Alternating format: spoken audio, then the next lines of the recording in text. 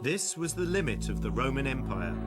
Here in the north of England, the Emperor Hadrian built a last line of defence between his civilized world and the barbarians.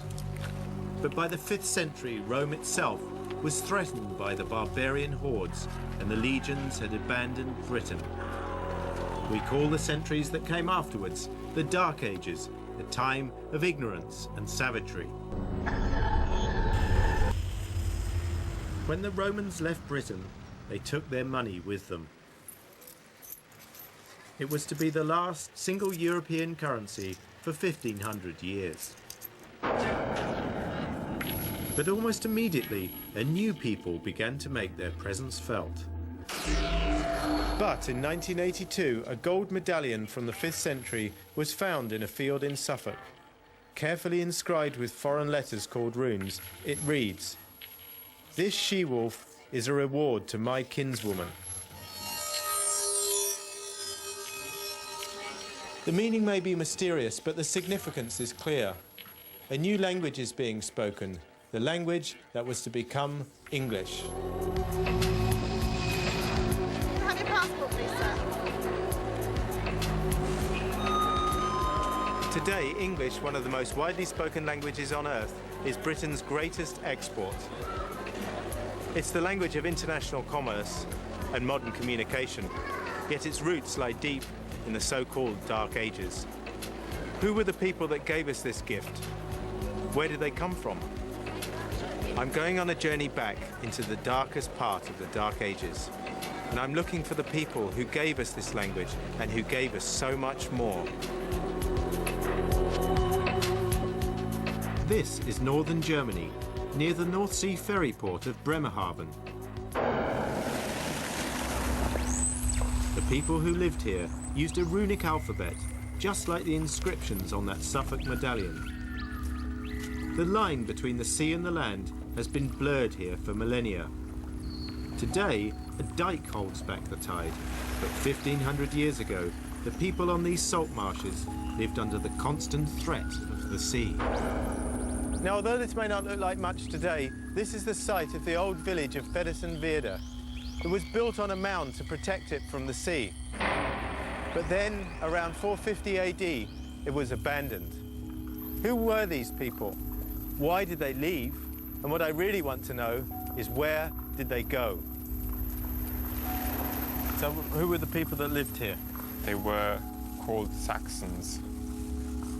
So would life have been hard here for people in Saxon times?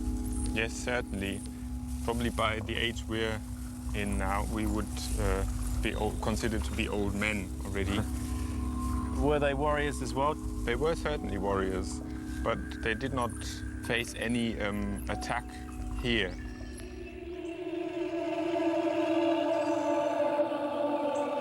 The Saxons of Feddesen-Veerde had no fear of their neighbours, but the threat from the rising seas was another matter.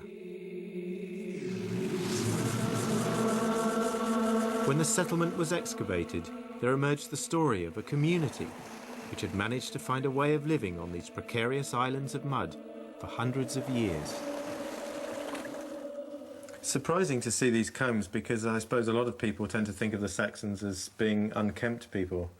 Yes, it's funny you use this word unkempt. In German we say ungekämmt, which is exactly uncombed. And some Germanic tribes actually threw them into the piece of land they wanted to own, to make it their land. You can tell a lot about people from how they choose to bury their dead. The people who lived here buried their leaders in boats. The tradition of burying people in boats can be traced back to the 1st century in southern Scandinavia, but it actually spread around the whole North Sea. So who was buried in here? His furnishings show that he was a soldier in the Roman army. He had a belt buckle that showed that he must have been of a relatively high rank. And when he came back to his homelands, he was buried with his Full military honours. Yes, so to speak. So if this man was perhaps in the Roman army, where might he have served? He might actually have served in England. This man was a Saxon, but as a soldier in the Roman army, he was part of the multicultural Roman club. So when his community buried him, they chose not only to bury him in a boat, as befitted a Saxon warrior from the shores of the North Sea, they also buried him with a throne and footstool after the fashion of a Roman emperor. A footstool inscribed with Saxon runes. It says Scamella, and it means a little stool. Then the next side it says Lgu Skathi, and it means the harming of the deer. And this is actually what is depicted on the back side of the little stool. The deer has got his tongue hanging out, so in the next few moments he will collapse.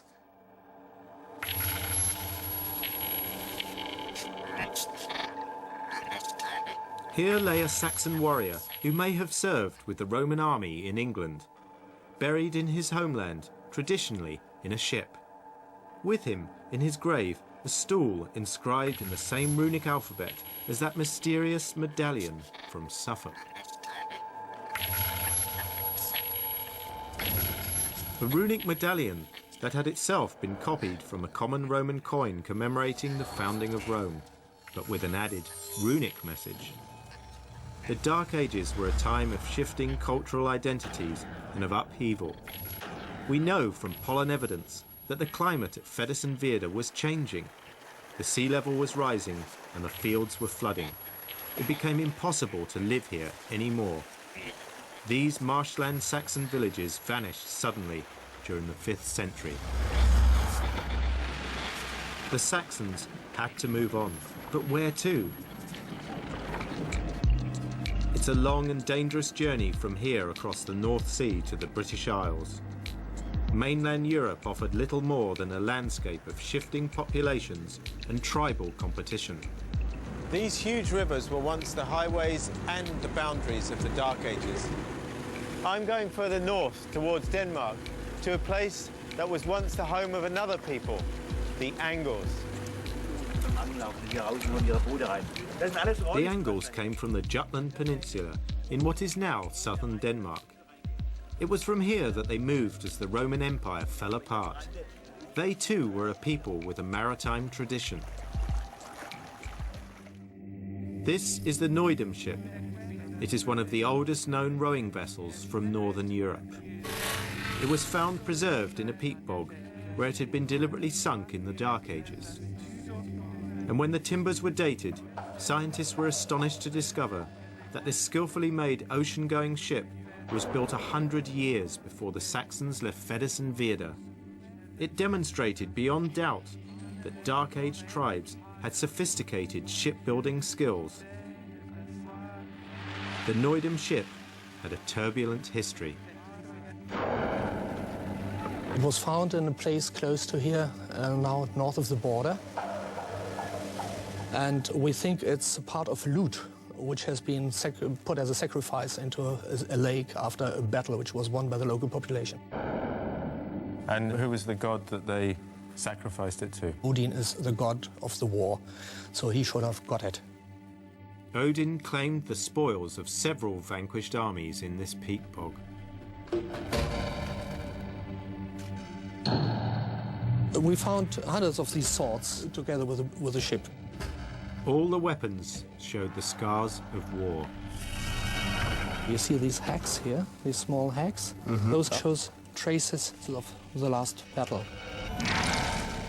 It's not a village fighting another village. No, it's big scale. It's big scale. So were these troubled times in the Dark Ages here? I think so. 50 years or a little bit later, after this boat was sunk, the whole region gets quite empty, at least from archaeological finds. We have almost no cemeteries anymore, no settlements, which are difficult to date. Of course, in England appear people who speak a Germanic language, and there are some more than expected in England and some less than expected here, so this makes a sense.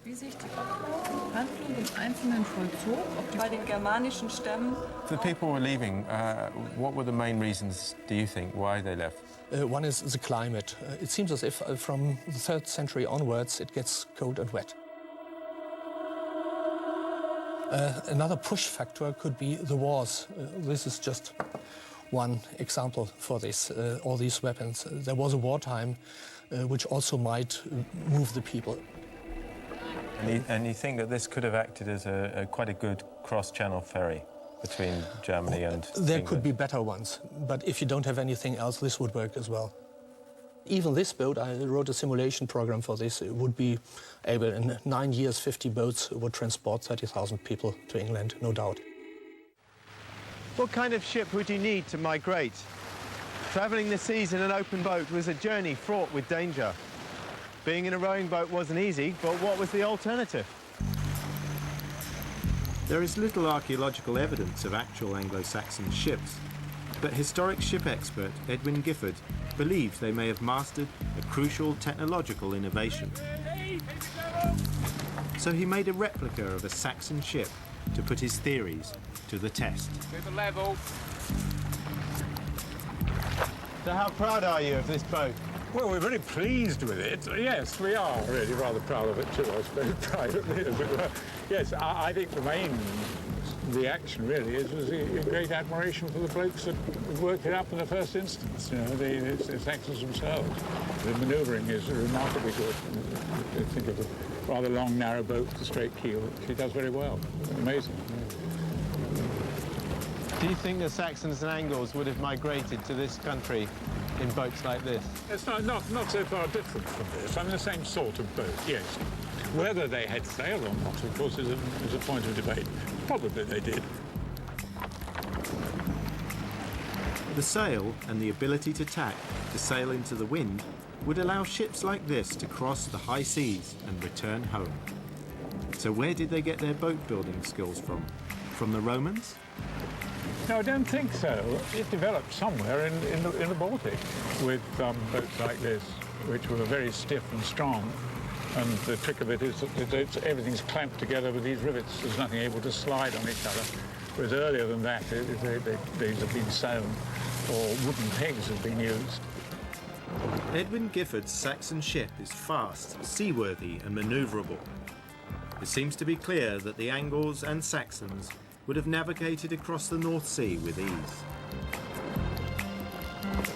I have always thought of the sea as protecting Britain from invasion, but in the Dark Ages it seems it was the sea that joined it to Europe.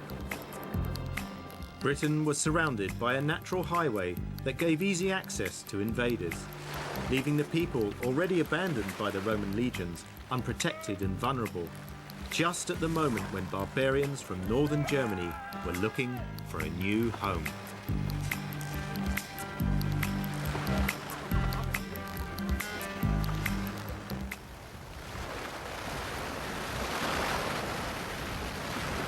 The North Sea crossing points of today have existed for thousands of years.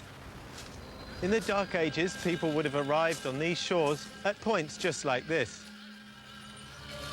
But was it a mass invasion led by warriors driving everyone before them, or were they simply a few economic migrants arriving in small numbers, ready to settle in peace? The answers may lie close to where that mysterious runic medallion was found, at a place called Lakenheath.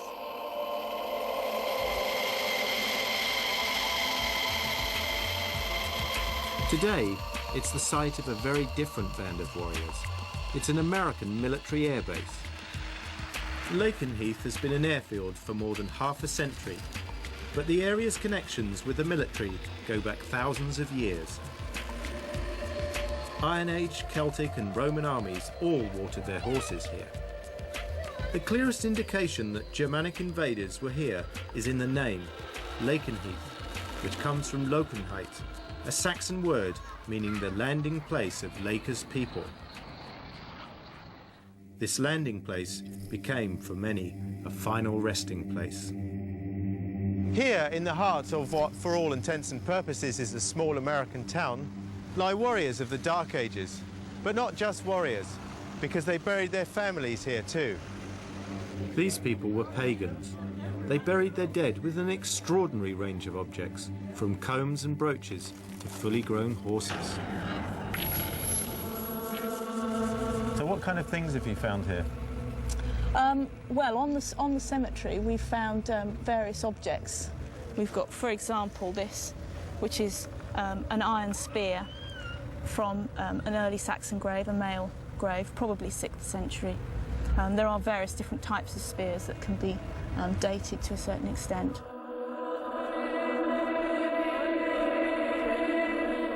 So if you found about 100 of these spearheads, does that mean that there was a lot of fighting going on?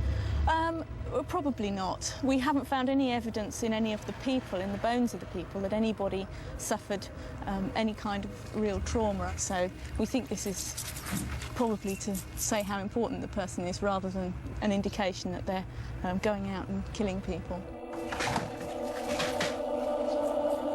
This is a large cruciform brooch, but if we have a look on the back here, this is the clothing of the woman who was wearing it. We're looking at a piece of cloth that is 1,500 years old, which is, I think, unbelievable, an incredible thing to see. The cruciform brooches are particularly Anglian, which is the Angles, basically, who come in and form East Anglia. Did the Germanic brooches give us the first evidence for Saxon settlement, or did they belong to Britons who were affecting the glamorous trappings of fashionable foreigners? The evidence that the people themselves are Germanic is very difficult to say. But what we have are various objects which can be seen to have clear links with the continent, such as pots like this, where the decorations are very similar to the pots and the decorations that are coming up in Northern Europe from the same kind of period. So it is a real sign of change, really? Yes, it is, yeah. We certainly know that people are coming in. What we don't know is how many people are coming in and what proportion of the population they make up. One of the rarest and most dramatic finds in Anglo-Saxon graves is a sword. It was a highly prized weapon and expensive to produce. We've got the skull at this end, and then we've got the sword on that side of the grave. You can see the hilt up fairly close to the skull, to the top of the skull, down to the tip here. Women dressed in Germanic fashion, warriors with swords but with no signs of battle. The evidence from Lakenheath is ambiguous.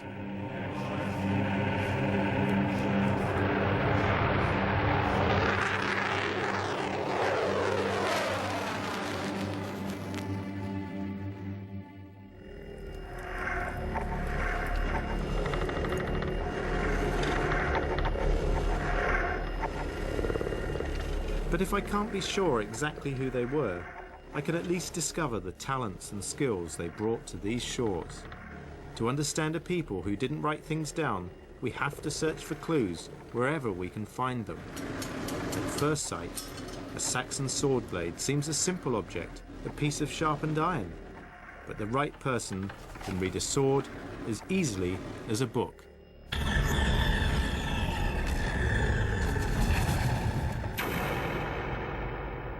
Well, the Saxon sword smiths were specialists in the work that they do, and the swords that they made had this wonderful patterning in them, which to start with was quite accidental because they were trying to get the metal to fold over, and the more you forge the metal, the more refined it becomes, so you get a better blade. The challenge for the Saxon smiths was to make a sword that combined flexibility so it wouldn't break and hardness to keep a sharp edge. They achieved this with the extraordinary pattern-welded sword. In a Saxon sword blade, there are 4 different types of iron, and each type of iron is specific to doing a job in that blade.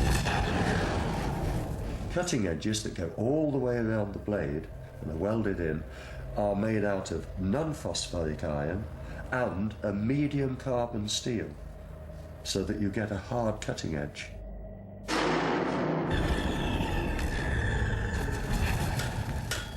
There's the first weld, just to get the ends fixed together. Now I'm going to put it back in again, take another welding heat and start welding back.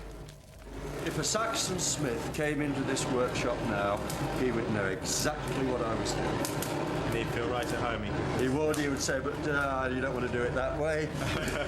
I can see better. They were making this sort of structured blade 600 years before the Japanese started. We go on about the Japanese samurai blades. They were doing it 600 years earlier. So the Saxons beat the samurai to this. Yeah. You can see that this is an X-ray of an actual Saxon sword, and you can see the patterning in it.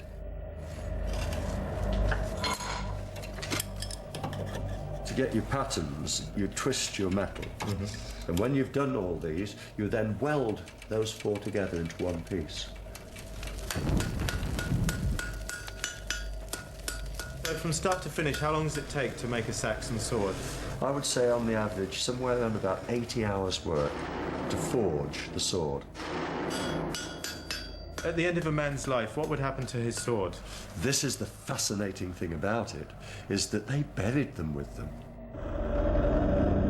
A precious weapon like that, and it went with him. And this is how we find them today, but we don't find that many. So the swords reveal a people, skillfully working with a technology far more advanced than we might have expected in the Dark Ages. And these blades, when they were finished and sharpened up, they literally would cut a man in half. They would take arms off, they would take legs off, and there is a recorded incident of someone cleaving his opponent from his collarbone right through to his hip. So they worked. They worked, yeah. You see now, Richard, this is the blade that has been ground and polished. And what we're going to do is bring out the pattern by using an acid. Starting to come through up here. It's like watching a photograph developing.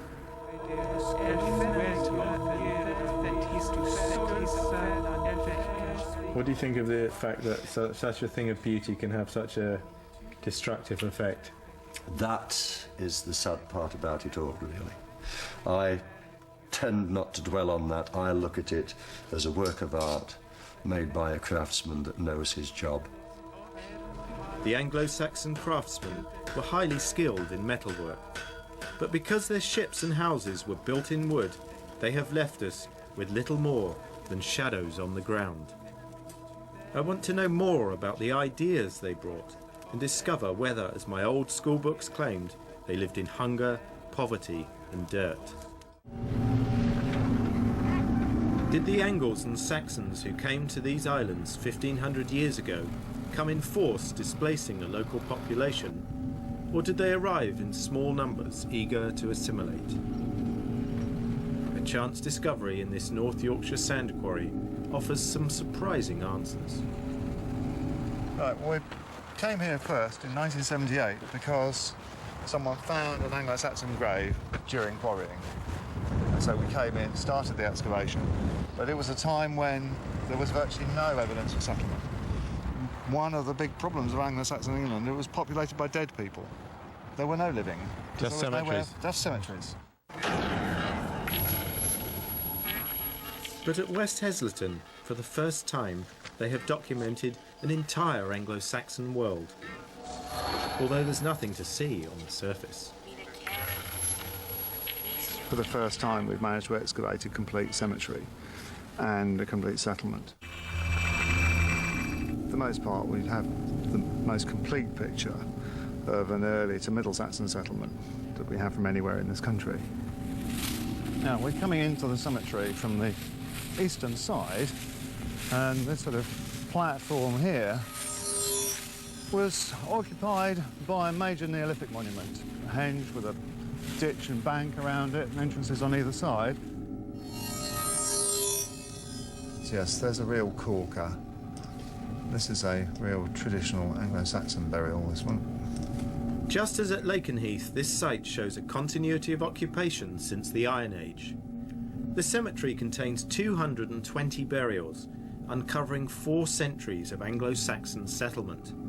Two burials in particular challenge conventional expectations about Anglo-Saxon men and women. We have a female burial with 2 spears,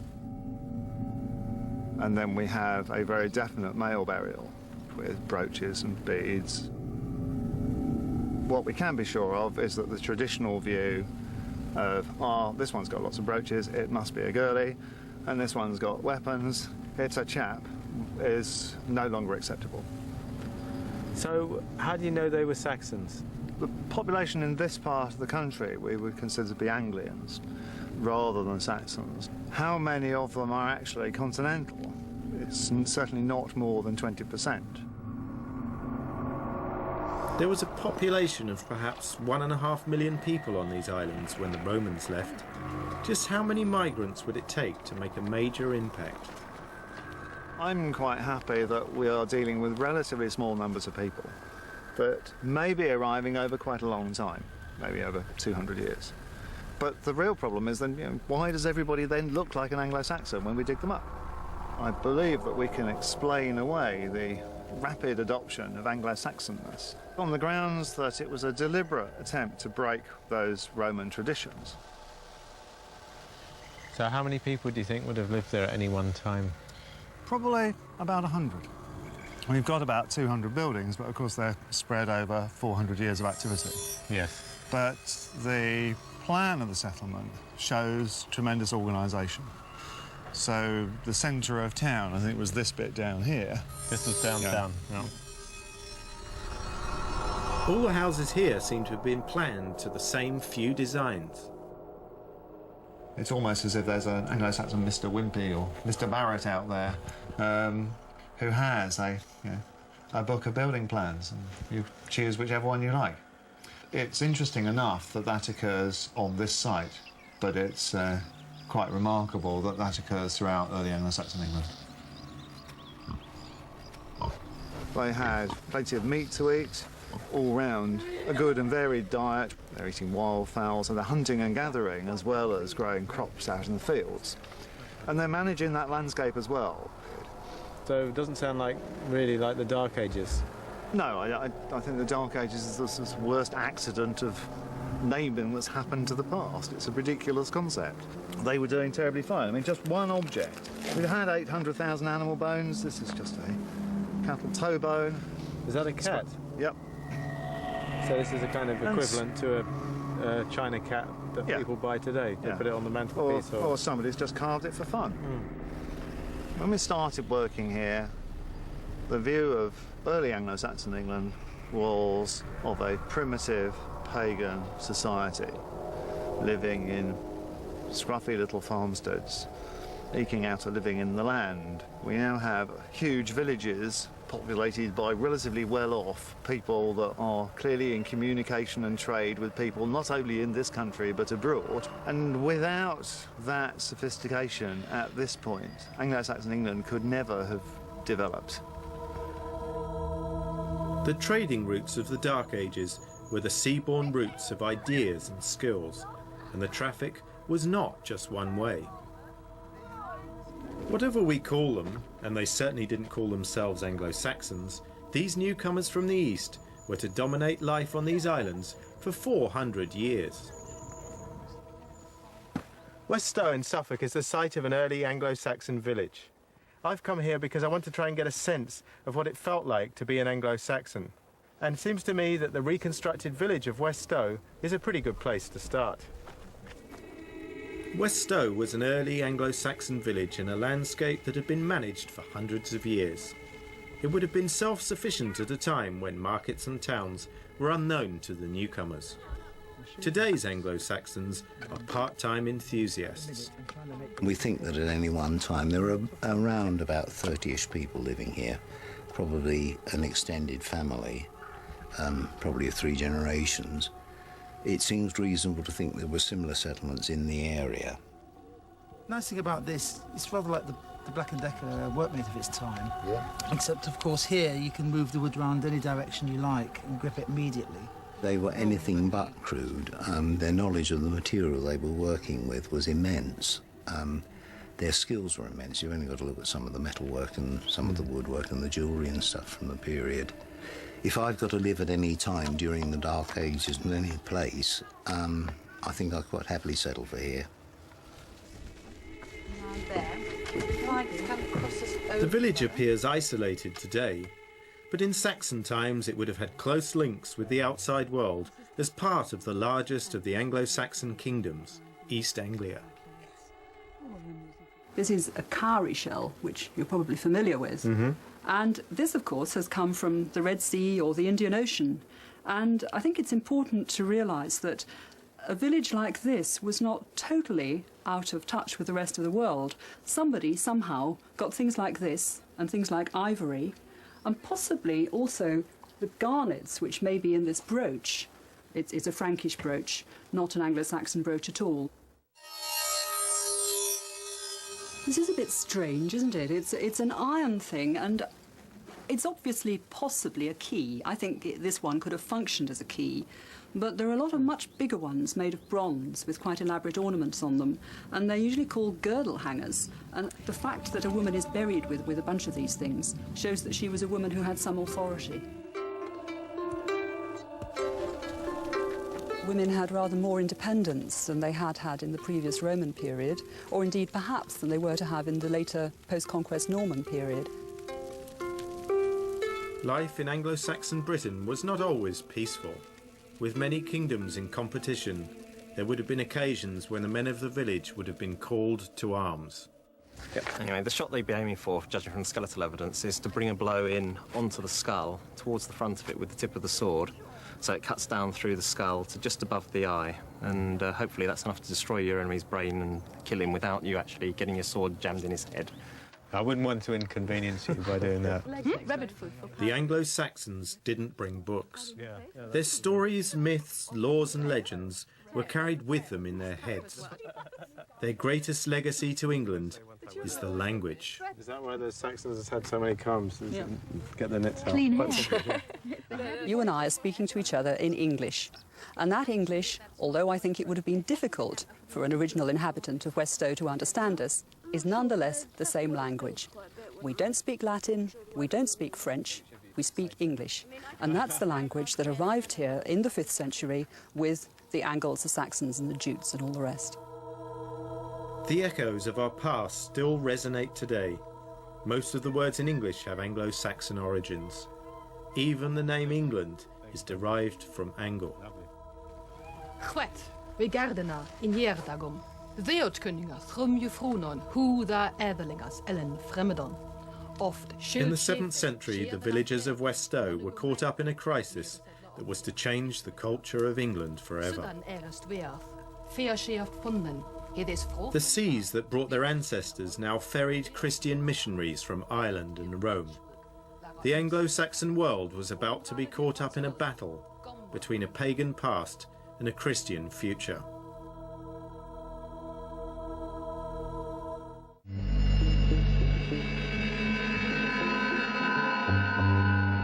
The Anglo-Saxon tribes who came to these shores left little to mark their presence, but perhaps their greatest secret lay buried beneath the earth for 1,300 years. I've been trying to peel away the myths and legends that surround the Dark Ages, and now I've come to the British Museum, this great temple of classical architecture, because within its walls lies the spirit of a society that can still dazzle us today.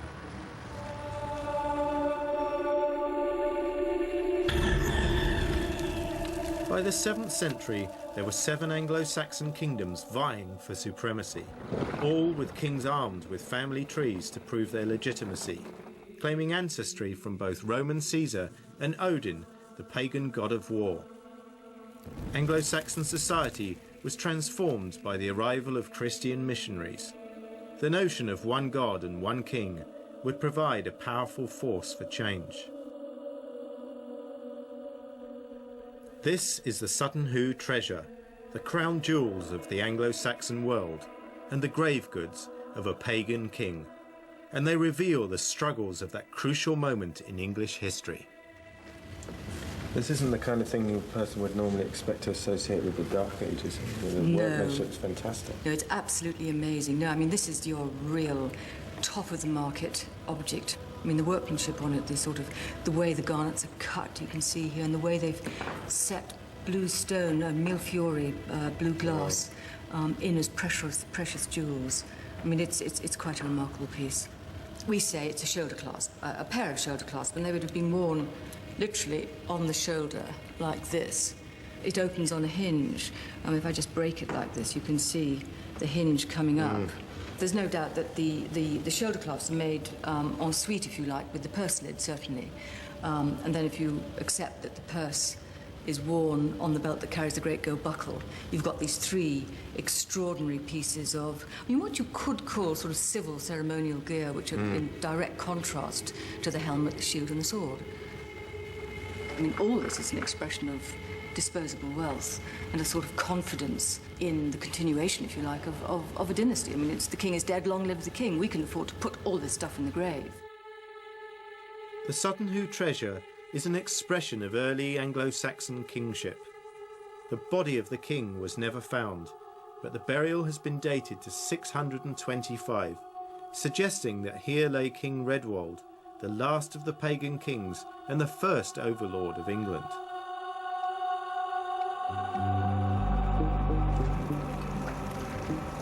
Just 8 generations after their ancestors came to these shores, the Anglo-Saxons would have to make a choice between their old pagan gods and a new Christian empire. The River Deben is a quiet backwater, a place that time seems to have forgotten. But in Anglo-Saxon times, it was a busy thoroughfare and the heart of a powerful kingdom. The estuaries of Suffolk were just a short hop across the North Sea to the mouth of the Rhine, Europe's busiest artery. This was the front door, not just to East Anglia, but to the whole of Britain.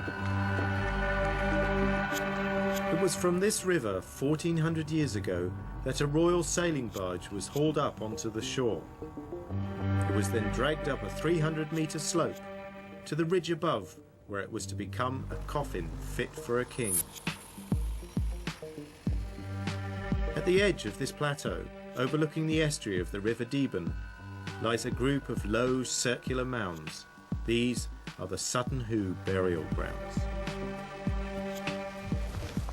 There may be no crumbling ruins or mysterious stone monuments here, but the simplicity of this site belies its importance, because it represents a turning point in English history. Superstition and myth had haunted this place for centuries. Mrs. Pretty, who owned the land, claimed to have seen shadowy figures on the mounds at night. She decided to go digging. The first of a long series of excavations began with the opening of 3 mounds. All had been robbed. On the eve of World War II, the largest mound was excavated. They found not a ship, but the shadow of a ship in the sand. No wood had survived, though its shape had been preserved in its sandy tomb for nearly 1400 years. At its heart, the king's treasure still remained virtually intact. This is Mound 2, Richard, which we've reconstructed. So we're now walking down into its quarry ditch here, which we excavated to start with. Oh, it's a great view. Yeah. There are 18 mounds that we know about. You see, they're quite spread out and originally much higher. So quite a grand monument with a strong profile that you could see from the river.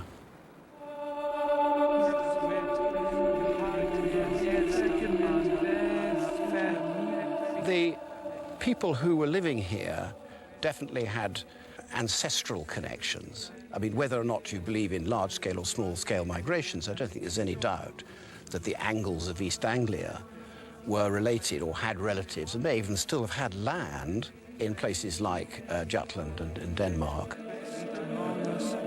They were in contact. Yeah, I see boats going up and down this river, visiting those other places. This is the reconstructed Mound 1, the famous one. and that's where the ship was. The ship stretched from here, this white post, to the other white post, which you see there. So that's 90 feet, 27 metres, and these two posts, modest indication, but they show you how big this boat was. We've got to think of ourselves as down at ground level and walking along the side of the boat, and then in the middle is this big, it's like a big wooden garden shed, probably with a slopey roof, and then you're looking down into a chamber, and there's a floor, and then on the floor there's a man lying.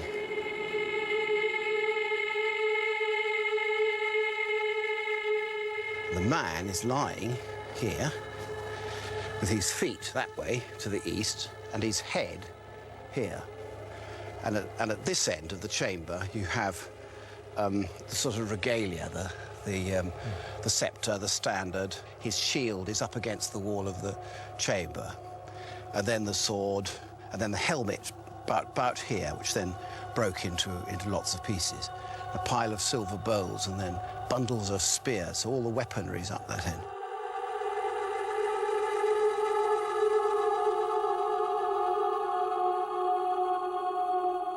Yeah, it's like a poem, an important statement made in this great theatre of death you've got here.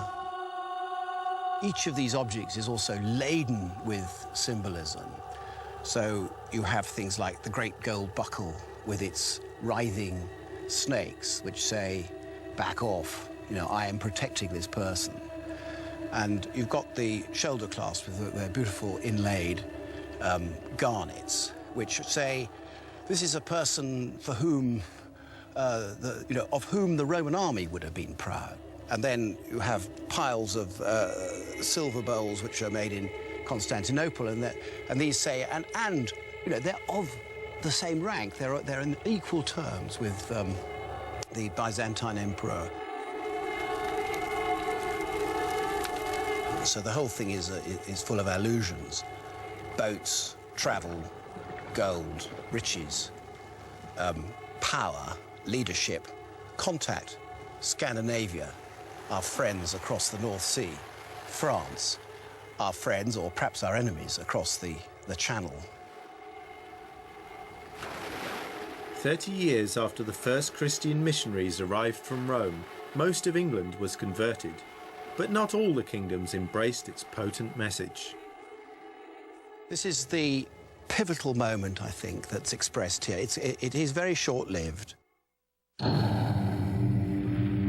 that is the cusp between the pagan world and the Christian world. On the one hand lies autonomy and freedom. On the other hand, in Europe there lies huge opportunities for trade, and for that you have to surrender something of your sovereignty.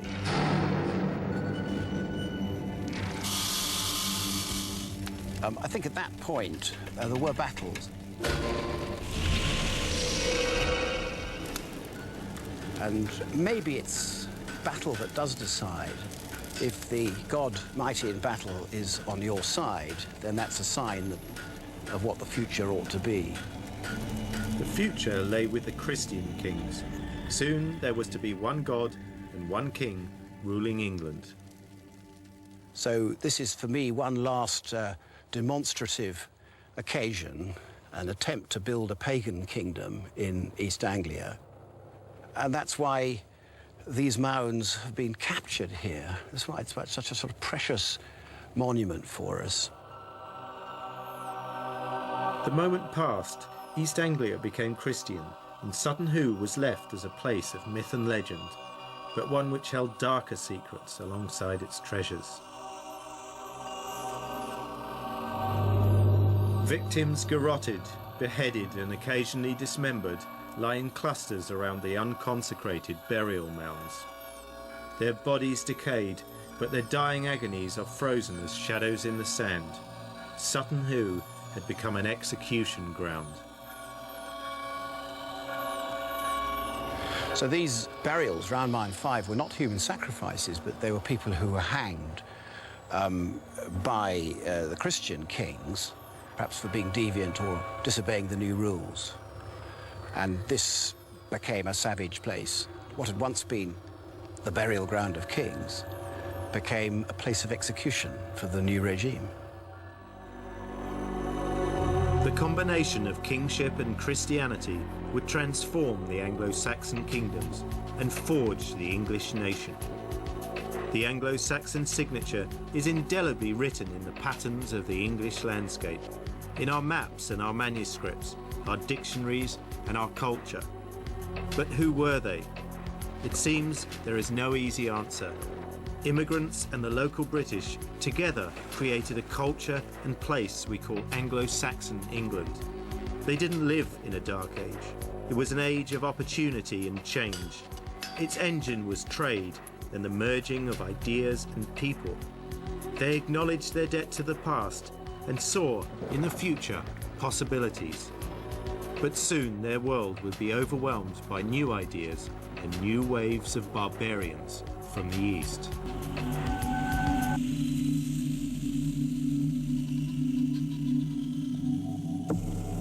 In the year 625, a barbarian king was buried at Sutton Hoo. He was placed in a boat, surrounded by symbols of his power and wealth, a pagan proud of his European barbarian heritage. But he was the last of his kind. Christian missionaries were spreading throughout Europe. Things were about to change. In Britain, a new culture emerged, a Christian culture that was a unique mixture of the Celtic, the Anglo-Saxon, and the Mediterranean. To understand this period where there's so little written evidence, I've come to the British Library to see a unique Anglo-Saxon book, one that shines a dazzling light on the Dark Ages. Here, the world's literary treasures lie side by side. Each work tells us something about the people who made it, who they were and how they wanted to be seen. But for me, there is one work that stands out far above the rest. The Lindisfarne Gospels.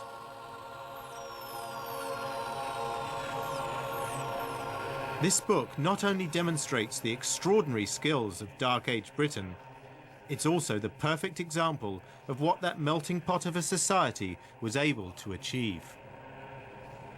This is one of the earliest and most fantastic books to have been produced in Great Britain and Ireland, and even in the world.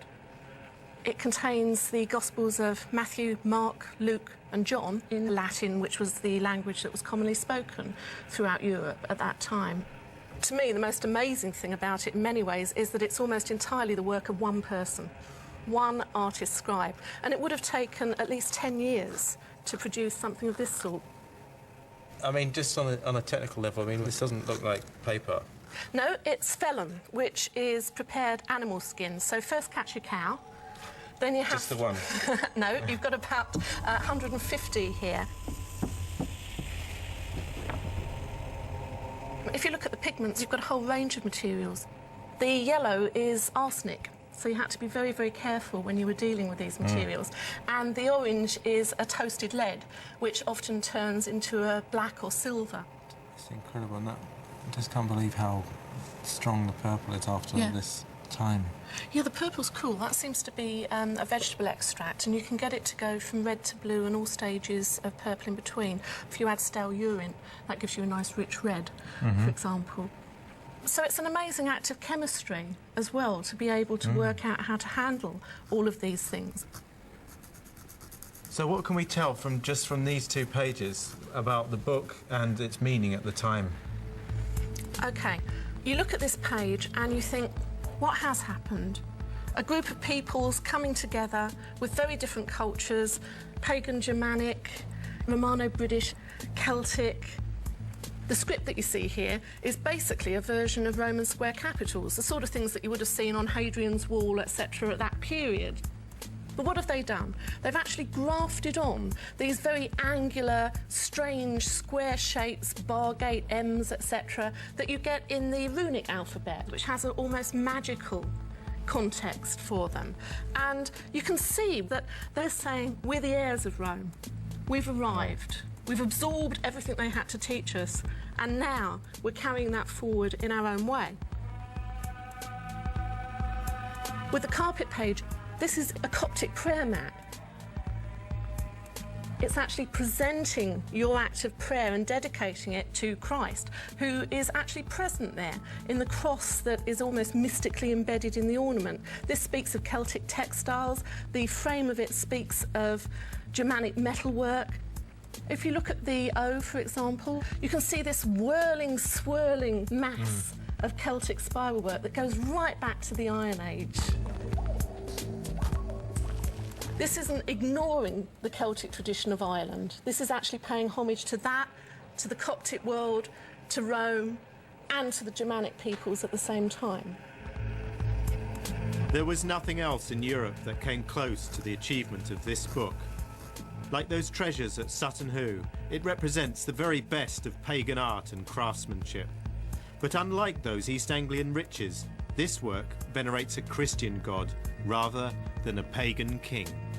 Can you imagine what it must have been like for somebody who spent their lifetime out on the wild moorlands of Cumbria, seeing something like this from the back of a dimly lit church as a mystical object that would act as that power line to God for them?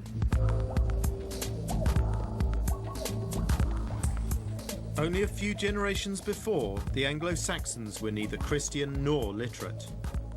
Yet here they were producing a Christian book that's of world significance. Something very special was going on. In Roman times, Northumbria was an outpost at the edge of an empire. 300 years later, it was a powerful kingdom in the heart of the British Isles. It was here off the northeast coast of England, on Holy Island, that the sun would rise on a place of pilgrimage, which was to become the centre of a cultural revolution. Now, it may be remote today, but this was the crucible in which the English nation was fired.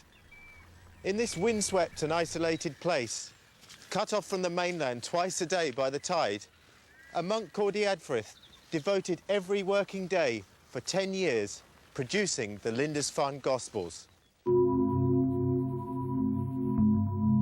Well, here we are in Lindisfarne, the mother church of Northumbrian Christianity. This is where it all began, on a site right by a harbour, and how many of these early monasteries were by harbours going right the way down the coast. This was their link through to the rest of the world. These northern monasteries may seem desolate and secluded to us, but in Dark Age Europe, the sea was a busy highway, and they were perfectly placed for foreign trade and for new ideas. Although we think of monasteries as being, essentially places where the liturgy is said, I think we just ought to remember that there's all sorts of other things happening. They are technological centres. So it was a real hive of industry. It's a massive hive of industry. These were the nearest thing they had really to cities. In a sense, I suppose, industrial estates, all wrapped around the centre of religious activity. It is the centre of literacy. Christianity, is the religion of a book and of many books. And now, for the first time, there is the possibility of recording history and passing on history. The Anglo-Saxon world was cosmopolitan, adventurous, and fragmented. Christianity unified people around a common purpose, and these Gospels were the glorious product of that triumph. In 8th century Europe, this was the place to be. It was here in the northeast of England that a kind of fused culture emerged, both artistically, spiritually, which was unique and which was also far ahead of the kinds of things that were being produced in France and Italy at the same stage. It's quite remarkable. So it really was an intellectual centre for the whole of Europe, in a way. Intellectual and cultural, and people were aware of its existence right down to the Mediterranean lands. Literacy, of course, completely changes society. But surprisingly, Christianity also brought something else, something essential to build a modern world: science. The old Saxon church at Escombe near Durham was built in the 7th century using stone from a nearby Roman fort. The inscriptions of the 6th Legion are still just visible today. But it also contains a curious feature. Set high up on the wall above the porch is the head of an unidentified beast.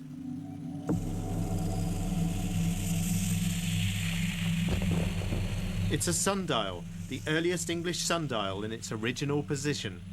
It enabled the priests to divide the day for hours of prayer. And it was science in the cause of religion which was to drive the most visionary thinker of the age. He was born here by the south bank of the River Tyne in Jarrow, today the heart of the industrial northeast. He lived and worked in a monastery from the age of 7. We know him as the Venerable Bede. Bede was an Anglo-Saxon monk and the foremost thinker of his day. He was a teacher, a philosopher, a writer, and a scientist. He lived in an industrial powerhouse of prayer and devotion. Literacy and a natural curiosity were the keys to what he would go on to achieve. Bede spent his entire life in the north of England. He didn't need to travel. Here, the knowledge of the world was imported on manuscripts.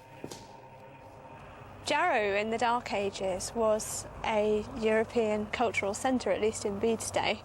He travelled very little from the site here, but he had access to hundreds of books, and he built up in his mind a picture of every aspect of the world: history, poetry, science, astronomy. So a lot of it was really based on an early form of interlibrary loan then? And a good number of friends in other monasteries, pen pals if you like. Bede wrote about the idea of an English-speaking people hundreds of years before England even existed. He was consumed by the study of astronomy and the reckoning of time, and he had a way with words. Bede was able to explain things in a way that put concepts across very clearly to people. For instance, the shape of the earth. He says the earth is round, not round like a disc or a shield, but round like a ball, being equally round in all directions. So that's a very clear explanation. Another explanation of Bede's, which I particularly like, is about the temperature zones on the earth. The middle zone being very hot, the top and the bottom zones being very cold, and the other zones being temperate and habitable.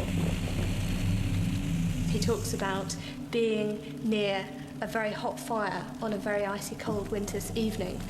If you're too near the fire, it's so hot that you're not comfortable.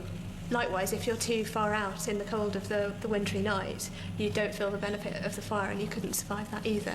But in between, you're in the temperate zone where things are just about right, and that's like where we are in the world. Bede was a pragmatist, and his passion for scientific observation was to solve the greatest dispute of the age, the accurate dating of Easter. This involved reconciling complex calculations of the movements of the Earth, the Sun and the Moon. Bede came up with a 532-year cycle which predicted the next date of Easter, and this work was phenomenally popular and copied right across Europe.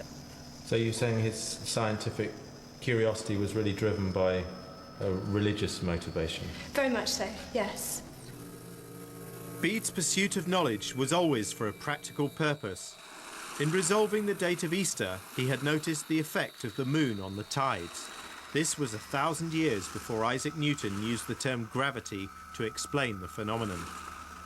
Bede was the product of a religious world driven by a thirst for knowledge, a world that exported manuscripts and imported new technology and skills. It was here that they produced the earliest coloured window glass in the whole country.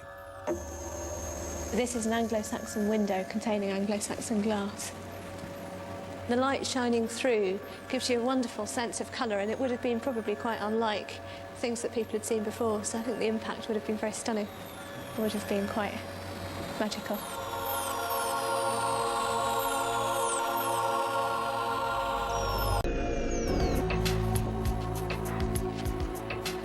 In my journey through Dark Age Europe, I've learned things that have amazed me. They weren't barbaric. And it wasn't a time of darkness and chaos. The barbarians brought to European society something distinctive and different. They were adaptable and pragmatic, happy to take a good idea from anywhere and make it their own. They were economic migrants relentlessly on the move in search of opportunities. They were independent and individualistic, good businessmen and natural adventurers. Without the barbarians of the Dark Ages, our world would be a very different place.